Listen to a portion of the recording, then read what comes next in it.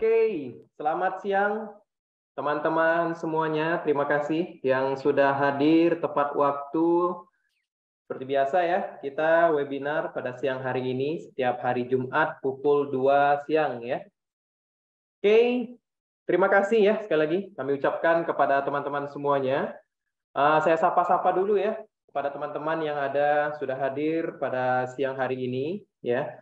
Kita ada Bapak Ahmad Rivaldi, selamat siang dan terima kasih Pak Ahmad Rivaldi sudah hadir pada webinar kita pada siang hari ini. Lalu ada Bu Saskia, lalu ada Ibu Yuli, ya, lalu ada Pak Rishad Ibrahim, ada Ibu Dewi, serta ada Ibu Jessica Krisandra ya. Terima kasih kami ucapkan kepada teman-teman yang sudah hadir tepat waktu. Oke.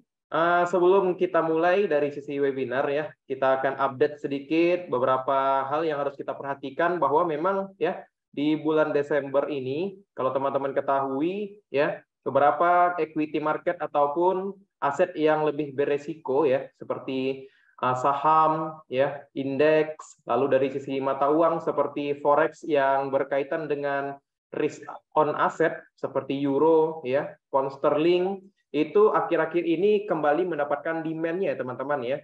Selain dikarenakan memang dari sisi berita-berita yang lagi hangat diperbincangkan di dunia ya, yaitu adalah opening terhadap negara China. Nah, bisa kita asumsikan teman-teman ya, salah satu faktor yang menyebabkan ketakutan terhadap pasar itu sekarang ini sudah mulai terlihat pelonggaran dari sisi zero COVID policy-nya ya, yaitu adalah pelonggaran lockdown dari negara China. Yang mana kalau teman-teman ketahui ya, beberapa hari terakhir ya, itu di negara China ada demonstrasi yang dilakukan oleh warga China terhadap pemerintahannya, teman-teman.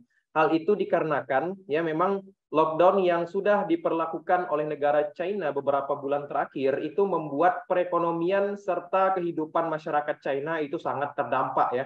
Apalagi perusahaan-perusahaan besar yang menaruh ataupun membuat cabang di China ya, seperti kita katakan saja seperti perusahaan Apple yang mana pabriknya yaitu ada di Foxconn ya, itu sangat terdampak dan juga demand terhadap Apple 14 ya itu sangat berkurang, ataupun ketika demand-nya tinggi tapi supply ataupun produksi yang seharusnya negara China tersebut ya, pabrik Apple yang ada di negara China tersebut menjadi salah satu perusahaan ataupun salah satu pabrik yang mencetak iPhone 14 terbanyak di dunia, itu dikarenakan lockdown yang dilakukan oleh negara China ya, supply tadi itu tidak bisa dipenuhi ya, sedangkan demand terhadap iPhone 14 kalau teman-teman ketahui itu sangat banyak sekali. Nah, dengan pelonggaran yang terjadi ataupun dengan pelonggaran yang dilakukan oleh pemerintah China saat ini itu menjadi katalis positif untuk perekonomian negara China serta perekonomian untuk dunia ya, karena kalau teman-teman ketahui bahwa negara China ya saat ini itu menjadi negara dengan GDP tertinggi teman-teman ya, mengalahkan Amerika yang mana sebelumnya Amerika itu di angka 25.000 triliun rupiah per tahunnya dari sisi GDP-nya, itu sekarang dipegang ataupun diambil alih oleh negara China seperti itu. Jadi kemajuan yang dirasakan ataupun yang dialami oleh China di beberapa tahun ini ya semenjak pemerintahan di Xi Jinping itu sangat signifikan.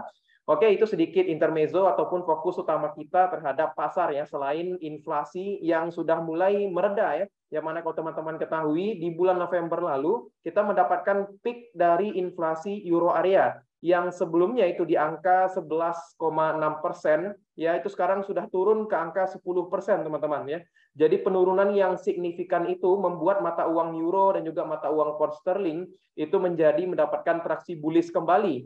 Ya, kalau teman-teman rasakan beberapa hari terakhir itu mata uang euro, mata uang pound sterling itu kembali menguat ya. Nah, jadi karena memang dikarenakan inflasi di euro area di sana itu sudah mencapai peaknya ataupun sudah mencapai puncaknya. Kalau dimisalkan seperti demam ya teman-teman ya. Nah, teman-teman di sini sudah mencapai suhu tertingginya ya. Nah, ketika suhu tertingginya sudah tercapai ya sudah, ketika suhunya sudah mulai reda dan sudah mulai turun, nah itulah yang mulai kita mengejarkan dari si recovery dari negara tersebut ya. Makanya kalau tidak heran mata uang tersebut seperti pound sterling ya, lalu ada euro itu kembali menguat dikarenakan selain under value juga sudah ada tanda-tanda recovery dari negara seperti itu ya.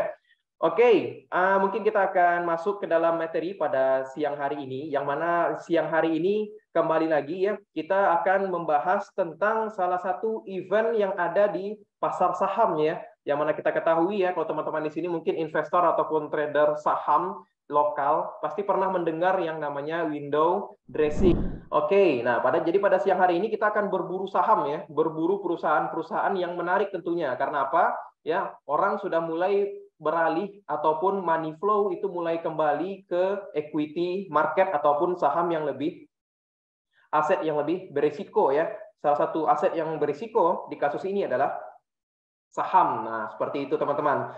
Nah, mungkin teman-teman di sini yang investor ataupun trader sudah biasa lah ya dengan istilah window dressing ya. Jadi salah satu sentimen yang membuat kenaikan terhadap pasar di bulan Desember itu ada window dressing atau biasa mungkin disebut kalau teman-teman yang mungkin di Inggris ataupun di Amerika itu menyebutnya itu plus minus hampir seluruh indeks itu biasanya ditutup di area hijau ya, dan juga beberapa perusahaan-perusahaan yang berkaitan ataupun yang bergerak ya, bergerak erat seperti indeks ataupun ketika dia bergerak itu juga indeks akan mengikuti pergerakan harga perusahaan tersebut, itu biasanya akan ditutup di area hijau di bulan Desember ini. Nah, kalau teman-teman tidak tahu sebelumnya apa itu window dressing ya, jadi window dressing itu ya, itu para investor dan juga trader saham itu cenderung menunggu window dressing tersebut ya. Window dressing ini apa? Jadi kalau teman-teman ketahui ya, fund manager itu memiliki portfolio ya, yang mana setiap akhir tahun mereka harus mencatatkan ataupun membukukan hasil yang positif supaya apa? Supaya mereka di tahun depan dapat kembali mendapatkan funding ya, ataupun mendapatkan pendanaan dari investor. Nah, bagaimana cara mereka untuk menarik dari sisi ketertarikan investor untuk funding ke fund manager mereka? Ya, salah satu cara untuk mereka membuat tertarik adalah membaguskan ataupun membagusi dari sisi portfolio yang mereka pegang. Nah, rata-rata fund manager itu menaruh uangnya adalah ke dalam aset yang berisiko, yaitu adalah contohnya adalah saham. Nah, ketika mereka portfolio mereka lagi minus ataupun lagi floating ya, itu biasanya di akhir Desember ya, dengan uang yang mereka miliki itu biasanya untuk buyback terhadap saham yang mereka beli. Ya, contoh saya memiliki funding ini teman-teman ya. Nama funding saya contohnya Ananda Funding, fund manager gitu ya. Nah, saya megang salah satu perusahaan A, B. Nah, misalnya saya memiliki dua perusahaan nih di portfolio saya. Ternyata di perusahaan A sama B ini saya masih floating minus ya. Saya masih dalam keadaan rugi sekitar minus 3-4% contoh ya. Tapi saya masih punya uang sebesar 100 miliar. Contohnya cash flow perusahaan saya masih ada 100 miliar. Nah, saya gunakan sebagian cash flow saya itu untuk membeli harga sahamnya. Nah, kalau di Indonesia ya teman-teman ya, kalau teman-teman plus minus memiliki uang sebanyak tersebut, itu sudah bisa menaikkan harga sahamnya. Berbeda dengan perusahaan-perusahaan yang ada di Amerika. Ya, tentu kalau misalnya di Amerika itu berbeda lagi jumlah uangnya untuk menggerakkan suatu saham. Ya, kalau misalnya teman-teman sudah memiliki 100 miliar ke atas, itu biasanya sudah bisa untuk menggerakkan suatu perusahaan. Nah, bagaimana cara saya biar minus 4% sampai 5% ini kembali ke area hijau ya, ditutup di tahun ini ya, fund manager saya bisa plus misalnya 5% gitu kan. Nah, itu adalah caranya, salah satunya buy back ataupun membeli saham di harga saat itu, seperti itu. Nah, itu yang dilakukan oleh fund manager di bulan Desember. Makanya tidak heran beberapa perusahaan-perusahaan ya itu ditutup di area hijau di bulan Desember. Nah, ini juga kita ada data di teman-teman ya. Di hadapan teman-teman semua di sini, ini merupakan data IHSG ya selama 10 tahun terakhir ya. IHSG itu merupakan indeks harga saham gabungan ataupun indeks yang dimiliki oleh negara Indonesia ya. Jadi 10 tahun terakhir itu IHSG selalu ditutup di area hijau teman-teman ya, dimulai dari tahun 2012 sampai ke tahun 2021. Bahkan ketika pandemi Covid saja di tahun 2020 itu IHSG ya berhasil ditutup di area hijau, yang mana kita ketahui banyak perusahaan terdampak di usaha realnya. Tapi ketika di pasar saham ya, indeks malah mengalami kenaikan yang signifikan. bisa dikatakan bahwa 6,53% ini merupakan kenaikan tertinggi kedua di 10 tahun terakhir. Padahal kita ketahui ya, di tahun 2020 ini menjadi pandemi COVID ataupun banyak perusahaan yang terdampak terhadap pelonggaran ataupun PSBB ya. Seperti itu. Jadi plus minus teman-teman di sini harus memanfaatkan opportunity window dressing ini untuk mendapatkan cuan yang bisa dikatakan ya, ini menjadi probability kita di atas 50% ya. Bahkan saya bilang di sini ya bahwa perusahaan ini 80% pasti akan ditutup di area hijau. Nah, ini kita perhatikan indeks yang ada di Indonesia ya. Selanjutnya kita lihat indeks yang ada di Amerika. Apakah di bulan Desember ya, indeks-indeks yang ada di Amerika itu 100% juga seperti IHSG? Yang pertama kita ke S&P 500 ya. Yang mana notabene di sini S&P 500 di bulan Desember ya, itu ditutup di area merah hanya di tahun 2018, 15 serta 2014 ya. Jadi selain tahun-tahun tersebut ya, S&P 500 itu selalu mencatatkan kinerja yang baik di bulan Desember ya, memiliki probability 70% ya. Lalu selanjutnya kita memiliki US 30 ataupun Dow Jones ya. Sama halnya seperti S&P 500, 70% US 30 ataupun Dow Jones juga ditutup di area hijau ya di bulan Desember. Yang mana kita ketahui di sini hanya di tahun 2018, tahun 2015 serta tahun 2014 ya. Dan terakhir ya, indeks yang kita ketahui adalah Nasdaq ataupun Nas 100 ya. Ini merupakan indeks perusahaan-perusahaan teknologi yang ada di Amerika. Nah, Nasdaq itu di bulan Desember selama 10 tahun terakhir dari tahun 2012 itu mencatatkan probability 60% ya selalu ditutup di area hijau. Berarti dari sisi Nasdaq di sini ya, ini cukup kemungkinan ataupun persentase kenaikannya itu cukup sedikit, teman-teman. Nah, bagaimana kita mencari perusahaan-perusahaan bagus ataupun perusahaan-perusahaan yang menarik untuk kita bisa mendapatkan ataupun meraup cuan nih. Nah, sudah kami siapkan di sini, teman-teman ya. Jadi kalau teman-teman di sini yang trading di ataupun investasi di saham Amerika, saya sudah menyiapkan 3 perusahaan yang notabene ya memiliki win rate 80% 5 tahun terakhir, dan juga 3 perusahaan lokal ya yang memiliki win rate di atas 80%. Oke, kita masuk ke perusahaan Amerika yang pertama ya, yaitu adalah Marriott International, teman-teman. Nah, kalau teman-teman perhatikan ya, di 5 tahun terakhir perusahaan Marriott International ya itu selalu ditutup di area hijau. Dan di tahun terakhir, tahun kemarin ya, yaitu di tahun 2021, Marriott International itu berhasil mencatatkan keuntungan ataupun return on investment-nya sebesar 11,98% di bulan Desember. Nah, maksudnya apa di 11,98% di sini ya? Teman-teman, jika membeli ya harga Marriott International ini di tanggal 1 Desember lalu dijual di tanggal 1 Januari, itu teman-teman mendapatkan return on investment 11,98%. Ya, jadi bukan berarti teman-teman mau beli di hari apapun itu pasti akan mendapatkan fixed income 11,98% itu tidak ya. Jadi 11,98% di sini itu dihitung dari teman-teman membeli tanggal 1 Desember sampai ke tanggal 1 Januari dijualnya. Tapi Pak Nanda sekarang kan sudah tanggal 9 Desember ini Pak Nanda. Bagaimana kita mencari opportunity? Apakah kita sudah ketinggalan kereta atau belum nih Pak Nanda? Tenang teman-teman ya. Nanti setelah kita membahas slide di sini, kami akan memberikan roadmap ataupun menganalisa langsung ya, kita live analysis langsung bagaimana titik entry untuk beberapa perusahaan yang sudah saya mention di sini ya. Oke, kita memiliki perusahaan yang pertama yaitu adalah perusahaan Marriott International ya. Kalau teman-teman ketahui ini merupakan perusahaan yang biasanya kalau teman-teman ya mungkin pernah nginap lah ataupun pernah booking nih di kamar Marriott International ya, ataupun kalau di Indonesia itu biasanya JW Marriott nama hotelnya ya. Jadi produknya itu hanya perhotelan teman-teman ya. Oke, yang kedua ya, kita memiliki perusahaan alat pembayaran ya, yaitu adalah Visa. Nah, Visa itu juga hampir sama seperti Marriott International, itu ditutup 80% selalu di area hijau di 5 tahun terakhir, teman-teman. Ya, dan juga kalau teman-teman ketahui ya, beberapa perusahaan yang akan saya mention di sini itu memiliki hubungan ya. Apa hubungannya nanti terakhir akan saya jelaskan ya. Nah, kita memiliki perusahaan yang kedua ada Visa. Visa juga di tahun 2021 ataupun di tahun kemarin itu mencatatkan return on investment yang bisa dikatakan adalah 3 tahun deposito bank ya, 11%. Ya, rata-rata deposito bank kan per tahunnya 4%, teman-teman. Nah, di sini ya Visa bisa mencatatkan keuntungan di bulan Desember tahun 2021 itu sebesar 11,84%, ya. Dan yang ketiga adalah perusahaan hampir sama seperti Visa, yaitu adalah Mastercard, ya, alat pembayaran juga ya, ataupun kartu kredit seperti itu. Nah, juga Visa Mastercard di sini notabene ataupun plus minus ya tertinggi memberikan return on investment dibandingkan dengan dua perusahaan Amerika sebelumnya ya, dibandingkan dengan Visa serta Marriott. Ya, Mastercard di tahun 2021 kemarin itu berhasil menutup return on investment-nya sebesar 14,1%. Nah, kalau teman-teman perhatikan dari awal perusahaan yang saya mention tadi hingga perusahaan ketiga di Amerika di sini, semuanya itu berkorelasi dengan apa?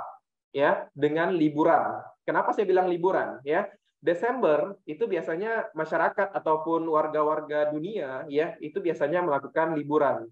Ya, teman-teman mungkin di sini yang kerja di corporate atau kerja di startup ya, ataupun yang kerja di sekolah ya di pemerintahan, pasti akhir tahun itu teman-teman menyisihkan cutinya ataupun dipakai cutinya untuk liburan kan? Ya, liburan bareng keluarga, liburan bareng teman-teman. Nah, ketika liburan, pasti teman-teman di sini kan akan berpindah kota ataupun berpindah daerah. Kalau teman-teman liburannya ke area yang jauh ya. Nah, ketika teman-teman berpindah kota tersebut, pasti teman-teman harus membutuhkan tempat tinggal. Nah, tempat tinggal apa yang biasa kita huni adalah perhotelan ya. Nah, biasa dan di Amerika ya plus minus hotel yang memiliki valuasi ataupun fundamental yang baik itu menurut kami adalah Marriott International. Ya, makanya tidak heran jika saham Marriott itu di bulan Desember ya selalu mengalami kenaikan. Nah, untuk membayar ataupun untuk melakukan transaksi ketika teman-teman liburan ya, baik itu beli makan, baik itu membeli kamar, baik itu membeli pakaian dan lain sebagainya ya, beli karcis ya, beli kartu dan lain sebagainya, itu menggunakan apa teman-teman? Menggunakan alat pembayaran. Nah, alat pembayaran yang mana notabene pasti teman-teman semua di sini memiliki ya, kartu debit BCA, kartu debit BNI, BRI. Kalau teman-teman perhatikan di kartu teman-teman itu pasti ada tulisan Visa dan juga Mastercard. Nah, makanya tidak heran jika tiga perusahaan ini ya di bulan yang lagi aktif-aktifnya orang-orang itu melakukan liburan ya itu mengalami kenaikan karena memang demand ataupun profitnya di bulan Desember itu meningkat signifikan dikarenakan ya volume dari sisi masyarakat dunia itu liburan dan juga spending di bulan Desember itu meningkat ataupun lebih tinggi dibandingkan dengan bulan-bulan selain Desember, teman-teman. Jadi tidak heran ya, kami merekomendasikan di tiga perusahaan ini untuk teman-teman hold ataupun untuk teman-teman beli di ataupun persiapan window dressing ya agar teman-teman tidak ketinggalan seperti itu. Oke, itu tadi tiga perusahaan Amerika ya yang teman-teman bisa watchlist atau masukkan ke watchlist teman-teman ya untuk bisa membeli di tiga perusahaan tersebut. Lalu kita lanjut ke perusahaan yang ada di Indonesia ya, yang tidak lain dan tidak bukan adalah bank terbaik ya di Indonesia ataupun bank BUMN terbaik ya, yaitu adalah Bank Rakyat Indonesia. Nah, Bank Rakyat Indonesia ya di 5 tahun terakhir itu mencatatkan win rate 100% nih teman-teman ya. Jadi selama 5 tahun terakhir di bulan Desember itu BRI ya selalu ditutup di area hijau ya, bisa dilihat di sini ya probability-nya yaitu adalah 100% ya. Jadi ini bisa kita manfaatkan juga nih. Nah, apalagi kalau teman-teman ketahui ya di 7 hari terakhir ya IHSG itu selalu ditutup di area merah. Coba kenapa? Alasan kenapa IHSG ditutup di area merah nih. Saya ingin diskusi dulu di kolom chat nih. Ada satu perusahaan yang selalu ARB nih teman-teman, membuat IHSG kita berat untuk mengalami kenaikan. Ya, ada Pak Martinus nggak nih di partisipan nih? Coba saya lihat Pak Martinus. Pak Martinus mungkin bisa menjawab Pak Martinus. Itu Pak si Nganu, si hijau. Si hijau Pak ya? Iya Pak si hijau. Ya. Bikin bleeding out Pak. Ya itu dia ya teman-teman ya. Perusahaan hijau ya yang sebelumnya itu namanya Goto ya, orang-orang sekarang namanya Gocap teman-teman ya, diganti oleh investor ataupun trader ya, yang sebelumnya nama perusahaannya Goto itu diganti ke Gocap itu. Kalau di Tangerang ada yang namanya kuburan Gocap Pak. Nah kurang lebih sama Pak. Aduh. Ya itulah teman-teman ya. Itu yang menyebabkan mengapa IHSG 7 hari terakhir itu ditutup selalu di area merah ya. Memang dikarenakan valuasi Gotoh ya itu sangat besar teman-teman. Jadi jika dia mengalami penurunan ataupun sampai ARB minus 7%, itu mau nggak mau pasti akan terdampak terhadap IHSG. Nah, kita bisa manfaatkan pelemahan ataupun koreksi yang terjadi itu untuk membeli buy on weakness terhadap perusahaan-perusahaan yang notabene ya dari sisi kinerja masih bagus, lalu dari sisi keuangan ataupun balance sheet itu masih sehat, ya, tapi mengalami penurunan dari sisi harga. Jadi kalau misalnya teman-teman dimisalkan ya, teman-teman di sini tahu nih value ataupun nilai wajarnya suatu barang A, contohnya barang teman-teman membeli dompet Louis Vuitton lah ya. Contoh Louis Vuitton di sini di apa teman-teman menganggap fair value-nya itu di harga 5 juta. Tapi tiba-tiba ada orang yang lagi butuh uang atau lagi BU nih, menjual di harga 2 juta. Pasti teman-teman tidak perlu mikir panjang lagi kan, langsung membeli di harga dompet itu terserah teman-teman ingin menjualnya kembali atau ingin di hold jangka panjang. Nah, itulah sama seperti kita melihat opportunity di IHSG saat ini. Ya, penurunan yang terjadi di IHSG saat ini itu bisa kita manfaatkan untuk buy on weakness ya terhadap perusahaan-perusahaan yang mana notabene win rate-nya selalu ditutup di area hijau di bulan Desember ya. Yang pertama kita memiliki ada BRI. Yang kedua, kita memiliki perusahaan gas negara nih teman-teman ya. Gas saat ini itu menjadi salah satu energi yang sangat dibutuhkan oleh masyarakat dunia ya, khususnya yaitu adalah negara-negara di bagian bumi belahan utara ya yang saat ini sedang memasuki winter ataupun musim dingin, yaitu adalah negara-negara di Eropa ya teman-teman ya. Nah, perusahaan gas negara ya ini menjadi salah satu perusahaan energi terbaik ya, atau apalagi dia merupakan salah satu BUMN ya. Nah, kalau misalnya kita lihat track record-nya, di 5 tahun terakhir, itu perusahaan gas negara ya selalu ditutup di area hijau dengan win rate 80% ya. Plus minus di tahun kemarin, ini Pegas ditutup minus 8,33%. Nah, nanti kita bahas dari sisi teknikalnya teman-teman ya, di mana posisi yang bagus ataupun support resistennya untuk kita bisa entry terhadap perusahaan ya. Dan terakhir ya yaitu adalah perusahaan telekomunikasi Indonesia ataupun Telkom. Nah, Telkom itu salah satu investor Gotoh. Nah, makanya kalau misalnya teman-teman lihat ya, Telkom itu saat ini itu hampir turun sudah sampai 6% teman-teman ya. Nah, ini itu kita bisa manfaatkan nih teman-teman.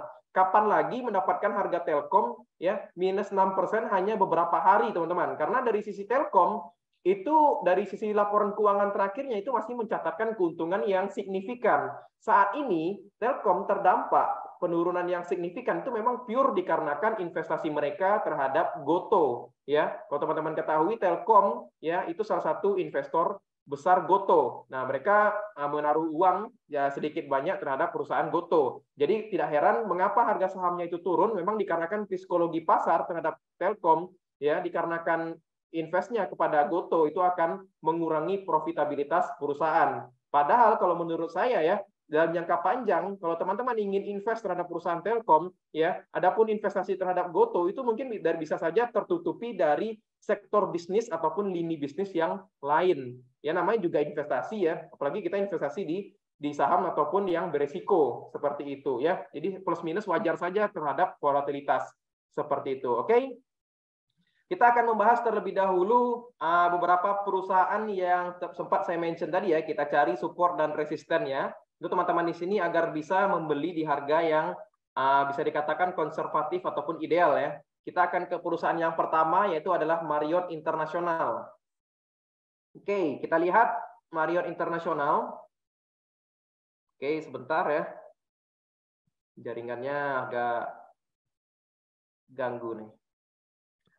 Oh ya, teman-teman, kalau misalnya ada pertanyaan, ya silahkan ditaruh saja di kolom chat ya, baik itu di YouTube, yang teman-teman yang menyaksikan di live streaming YouTube, ataupun yang ada di kolom chat Zoom ya, yang gabung di Zoom di tengah-tengah kita semua ini ya.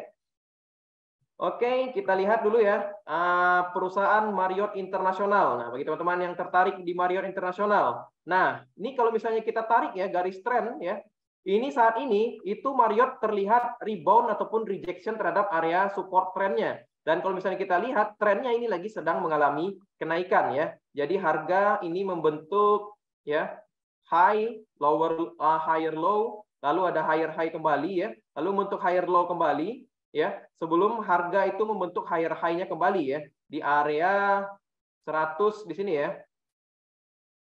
Area resisten terdekatnya ada di 180 ya. Dan saham Marriott di hari kemarin di perdagangan Kamis tadi malam ya, itu menguat 2,15%. Nah, bagi teman-teman yang ingin melakukan pembelian ya, bisa lakukan di pembelian ataupun di harga sekarang dengan stop loss itu ada di area 149 ya.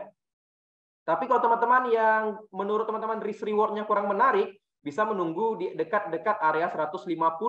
Ya, saat ini harga di 160, ya kita mungkin tawar lah ya, ditawar di harga 156 hingga 157. Dengan TP terdekat ada di area 180, ya.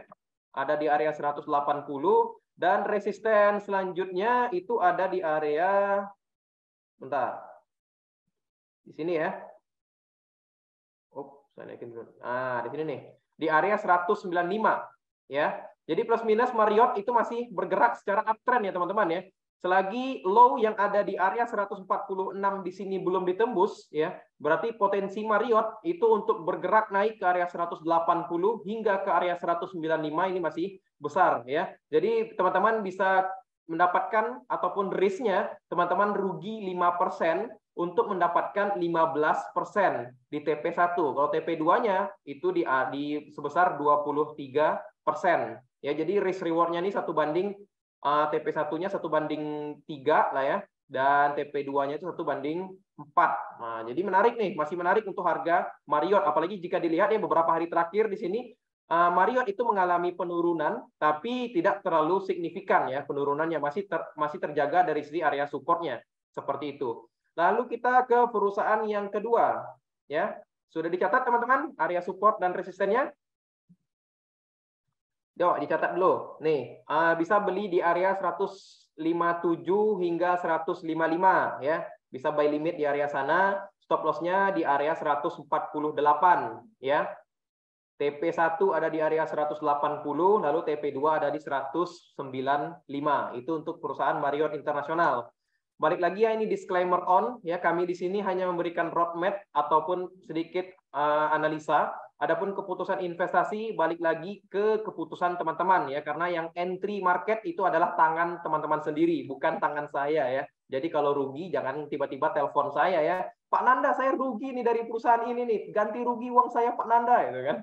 Tapi kalau untung teman-teman diam doang, nggak ada ngomong. Pak Nanda saya untung Pak Nanda mau makan di Wolfgang atau di mana? Itu nggak ada tuh. Nggak pernah saya ketemu orang seperti itu tuh ya. Ketika kami ngasih analisa ya, lalu mereka untung, mereka diam-diam saja, tapi kalau rugi mereka koar-koar. Itu biasanya yang dirasakan oleh analis itu. Ya nggak apa-apa ya. Oke, kita lanjut ke analisa yang perusahaan kedua nih. Kita memiliki perusahaan Visa. Visa, kita lihat di sini ya, setelah beberapa bulan terakhir ya, dari Februari hingga bulan November lalu ya, ini Visa terlihat bergerak secara downtrend.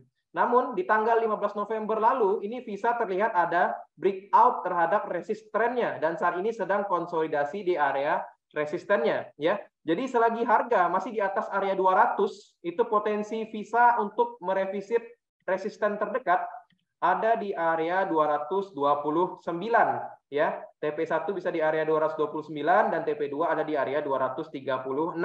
Bisa buy limit di area 205 hingga 204 untuk perusahaan Visa, dengan stop loss bisa ditaruh di area di bawah angka 200 ataupun di area 197 di sini ya, ataupun 194 lah ya. Begitu teman-teman ya. Jadi untuk perusahaan Visa bisa buy limit di area 205 hingga 206 dengan stop loss bisa di area 194. Dengan TP1 ada di area 230 dan 237 ya. Lalu kita lanjut ke perusahaan Mastercard. Kita lihat Mastercard ya. Nah, dari rata-rata memang dari perusahaan-perusahaan ini ya, pergerakannya itu kalau teman-teman perhatikan itu hampir-hampir sama saja ya, 11-12 ya. Dan kita lihat ya di perusahaan Mastercard pun itu sudah breakout terhadap area downtrend-nya ya, yang dari bulan Februari ini ya. Dari bulan Januari ya, ini Marriott dari Mastercard itu cenderung bergerak secara bearish. Namun di bulan November kemarin ini sudah terlihat ada breakout terhadap area resistennya. ya, dan saat ini sedang konsolidasi ya dari sisi harga. Nah, teman-teman bisa manfaatkan nih ya, dan juga apalagi di candle 2 hari kemarin ini ada candle hammer. Nah, kalau teman-teman yang biasa menggunakan candle ya, trading by candle, biasanya kalau misalnya ada hammer di area support ya, itu biasanya ada demand ataupun pembelian di area tersebut. Nah, bisa kita asumsikan area 345 di sini menjadi area support untuk Mastercard ya, bisa teman-teman buy limit di area 345 dengan stop loss bisa ditaruh di area 333 ya. Resisten terdekat ada di area sebentar. Resisten terdekat ada di area 380 ya. TP2-nya ada di area 399 ataupun 400 ya untuk perusahaan Mastercard seperti itu ya. Lalu kita lanjut ke perusahaan Indonesia yaitu adalah BBRI. BBRI. Sebentar. Oke, BBRI terlihat. Nah, ini yang saya katakan ya. Jadi saat ini harga itu setelah dia breakout terhadap area resistennya, itu saat ini sedang mencoba untuk retest. Nah, di sini ada bullish engulfing teman-teman, ataupun hammer yang dengan kepalanya yang cukup panjang ya. Nah, bisa kita asumsikan saat ini ya BRI sedang berada di area demand-nya. Nah, kalau teman-teman lihat secara market structure ya, saat ini harga sangat cantik nih geraknya ya. Higher low, higher high, ya, higher low, ya. Lalu untuk higher high lagi ya, higher low, higher high, ya. Di sini masih membentuk higher low sebelum melanjutkan kenaikannya ke higher high selanjutnya itu ataupun di area all time high-nya ya di Bank BRI. Jadi manfaatkan pelemahan BRI ini untuk mendapatkan opportunity cuan yang lumayan seperti itu. Jadi jangan membeli suatu aset itu teman-teman ya, sudah dia hijau pekat, sudah naik 12-13%, teman-teman baru membeli di pucuk atau fear of missing out atau biasanya tuh. Ya, ketika turun takut beli, tapi kalau ketika dia naik tinggi, teman-teman langsung buru-buru melakukan pembelian. Ya, dikurangin lah ya kebiasaan-kebiasaan seperti itu. Nah, bisa kita asumsikan ya buy limit saja untuk BRI di area 4.680 hingga 4.750 ya untuk perusahaan BBRI. Dengan stop loss itu ada di area 4.460 dengan target atau TP1 ada di area 5.200 ya. Kalau misalnya kita tarik Fibonacci karena di situ sudah area tertingginya ya teman-teman ya. Dari high ke low sebelumnya ya. Nah ini nih target 1 ada di 5.200, lalu target 2 ada di 5.600 untuk BBRI ya, seperti itu. Jadi saya masih melihat BBRI masih up hingga akhir tahun ini ya. Lalu kita lanjut ke perusahaan yang kedua, yaitu ada perusahaan gas negara. Nah, sama seperti BRI saat ini ya, Pegas juga sedang berada di area supportnya teman-teman ya. Walaupun kita lihat di candle hari Jumat ini ya terlihat ada bearish engulfing ya. Nah, bisa kita manfaatkan nih selagi harga itu belum tertembus dari area support ataupun swing low yang terbentuk di 1760 ya. Itu kita bisa asumsikan untuk bisa buy limit ataupun buy di harga saat ini ya. Dengan stop loss bisa ditaruh di area 17.50. Tapi kalau teman-teman ingin terlalu pendek dari sisi stop loss-nya bisa taruh di swing low yang ada di sini ya, yaitu di area 16.55 ya. Jadi boleh dengan lakukan cicilan pertama ataupun pembelian pertama di untuk perusahaan gas negara di area 17.85 ya, dan cicilan kedua ada di area 17.15 dengan stop loss di bawah 16.60 ya untuk perusahaan gas negara ya. Untuk TP1 ya di area terdekatnya saja ya, di area 1990. Lalu TP2-nya kalau misalnya kita buka weekly ya, perusahaan gas negara ini masih, kalau menurut saya di tahun ini ya 2.000 itu akan tercapai ya dari angka ataupun harga per lembarnya. Sebentar, mohon maaf atas jaringan yang kurang cepat ya karena di Jakarta lagi hujan ya, mungkin agak terganggu dari sisi jaringannya ya. Jadi TP1 tadi ada di area 1990 ya, dengan support tadi beli di area 17.85 dan juga 17.15 ya, dengan SL di bawah 16.50 ya. Oke, TP2 ada di area 2.265 untuk perusahaan gas negara ya. Nah, kalau teman-teman lihat dari weekly-nya pun ini cakep sekali pergerakannya ya. Ya, high, higher low, higher high ya, masih ada pun melakukan pelemahan tapi tidak lebih rendah daripada higher low yang terbentuk dan selalu bergerak ke atas ya. Kalau misalnya disudutkan ini 45 derajat ini kenaikannya. Jadi ini masih uptrend ya, masih full uptrend seperti itu. Jadi itu Pegas yang manfaatkan pelemahan yang terjadi untuk buy on weakness seperti itu. Dan terakhir yaitu adalah perusahaan Telkom ya. Oke, Telkom nih.